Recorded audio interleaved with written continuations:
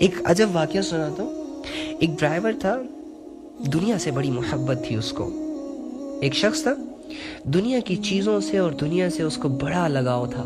جہاں پر دنیا دیکھتا, پیسہ, دولت, عزت, شہرت, فوراً اس کے پیچھے لگ جاتا.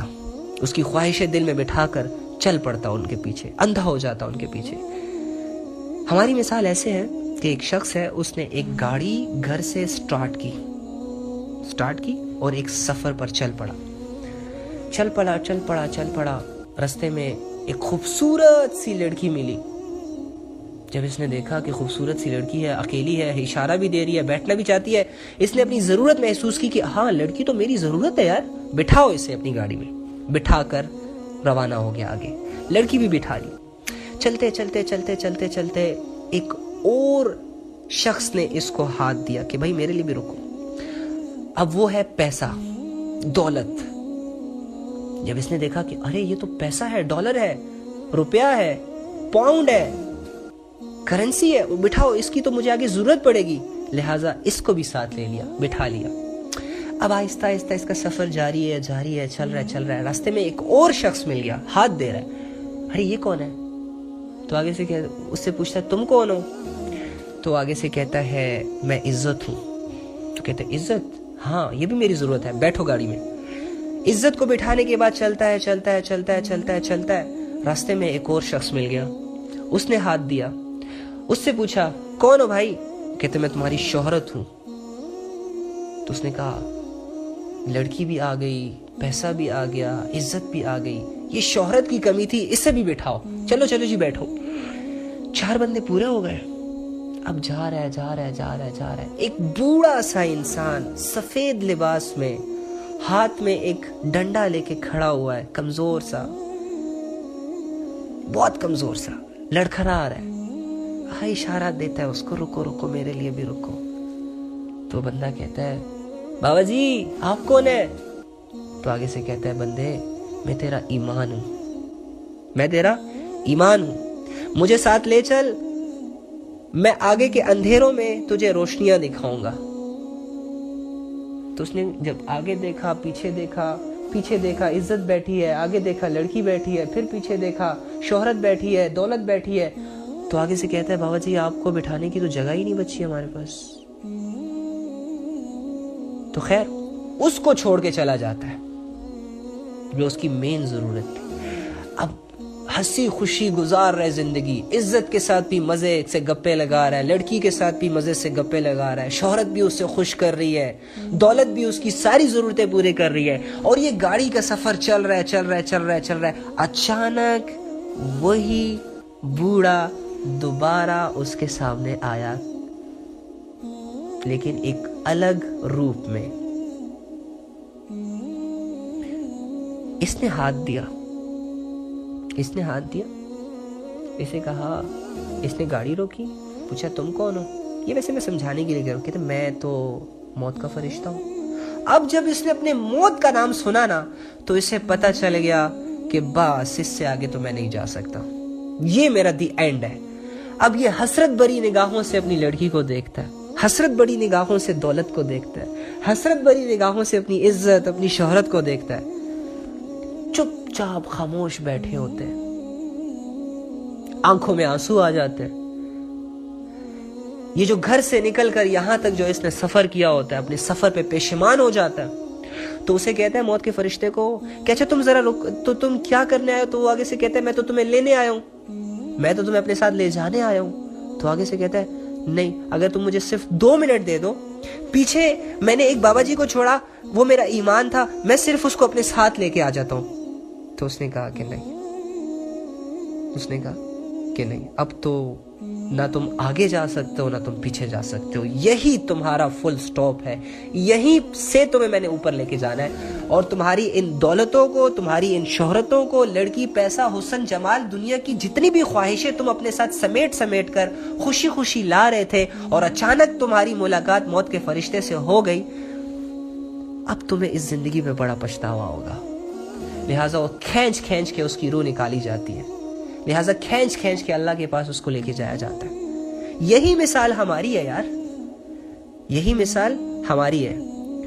ماں کے پیٹ سے نکلتے ہی ہمارا زندگی کا سفر، ہماری زندگی کی ٹرین، ہماری زندگی کی گاڑی چل پڑتی ہے، کرتے کرتے کرتے سٹیجز سے گزرتی ہے، بہت سارے سٹیشن سے گزرتی ہے۔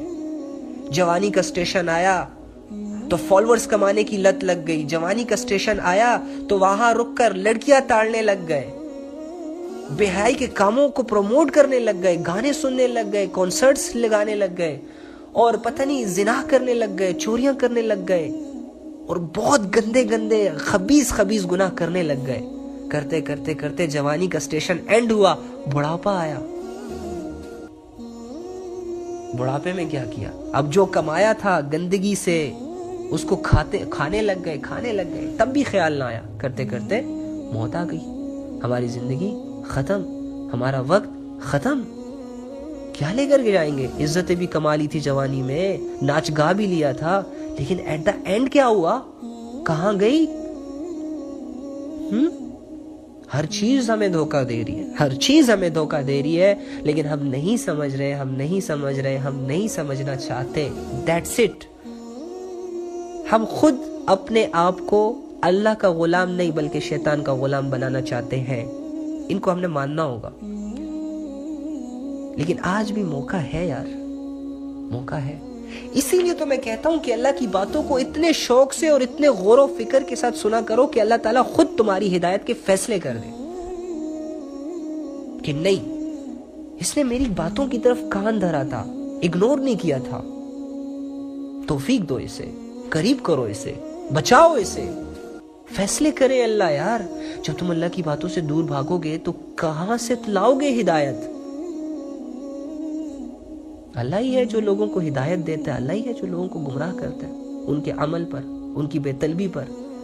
جب کوئی انسان ڈیسائیڈ ہی اپنے لیے دنیا کر لیتا ہے تو اللہ اس کو دنیا دے دیتے ہیں یار۔ دنیا سے کیا لینا دینا ہمارے رب کو، جس نے بنائی، جو اسے دھوکہ کہہ رہا ہے بنانے کے بعد۔ اللہ نے کیا کرنا ہے دنیا کا؟ کچھ بھی نہیں کرنا، ہمارے لیے بنائی ہے، لیکن ہمیں کیوں بنایا؟ مین سوال یہ ہے، اور اس سوال کے جواب کو ہم جان بوجھ کر نہیں جاننا چاہتے، کیونکہ ہماری مثال وہ ہے کہ ایک انسان ہے، اس کو بار بار کہا جا رہا ہے بھائی کلمہ پڑھ لو، کلمہ پڑھ لو، کلمہ پڑھ لو، وہ نہیں پڑھ رہا۔ کیوں نہیں پڑھ رہا؟ کیونکہ وہ جانتا ہے کہ کلمے پڑھنے کے بعد پھر میں کلمے والی زندگی کا پابند ہو جاؤں گا، پھر تو مجھے نماز پڑھنی پڑے گی، پھر تو مجھے قرآن پڑھنا پڑے گا، پھر تو مجھے اپنے ایک خدا کی عبادت کرنی ہوگی۔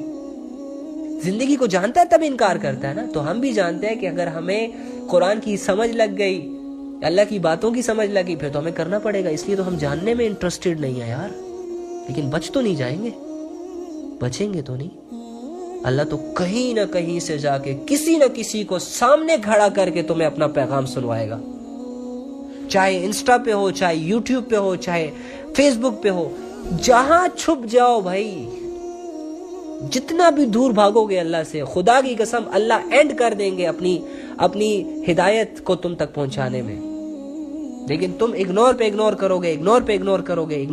کرو گے، اور یہی اگنورنس تمہیں قیامت کے دن اللہ گنوائے گا کہ فلاں جگہ پہ فلاں بندہ تیرے پاس آیا تھا، فلاں جگہ پہ میری فلاں آیت تیرے سامنے آئی تھی، فلاں جگہ پہ تو نے فلاں مسجد سے اذان سنی تھی، فلاں مسجد سے فلاں جگہ سے فلاں دوست تجھے نماز کی طرف بلانے آیا تھا، لیکن تو نے نہ نماز سنی، نہ تو نے نماز کے لیے قدم اٹھایا، نہ تو نے اذان کو سنا، نہ تو نے لوگوں کی باتوں کو سنا، نہ تو نے قرآن کی آیت پہ غور کیا، تو نے ساری عمر اپنی منمانی کی۔ اس لیے آج مجھ سے بات ہی نہ کرو، آج بھیک مت مانگو، آج تو بدلے کا دن ہے، جو تم کرتے تھے اس کا بدلہ تمہیں ملے گا نا۔ آج تو اعمال کے دروازے بند ہو گئے ہیں نا، اعمال کے دروازے تو آج کھلے ہیں نا۔ جس آج کو ہم برباد کر رہے ہیں تو کل کس نے دیکھا یار؟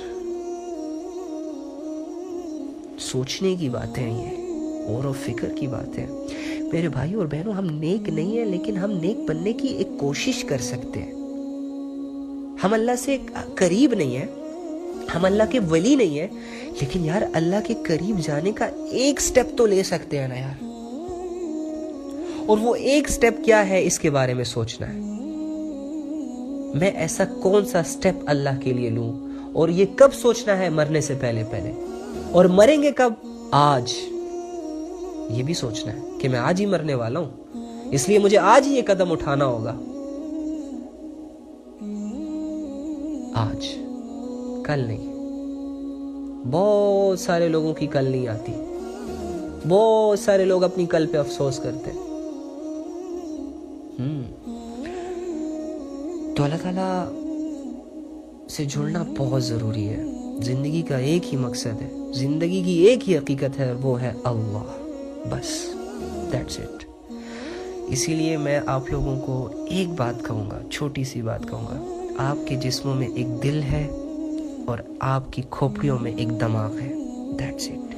یہ دو چیزیں، اس کو آزاد کرو دنیا کی فکروں سے، دنیا کی محبتوں سے، دنیا کے نفع سے، دولت کے چرچوں سے، گناہ کی لذتوں سے، اسے آزاد کرو، اسے آزادی دو، اسے ایک خدا کی عبادت کا طریقہ سکھا دو، اسے ایک خدا کی ماننا سکھا دو، اسے ایک خدا کے سامنے جھکنا سکھا دو۔ اللہ کی قسم کامیاب ہو جاؤ گے۔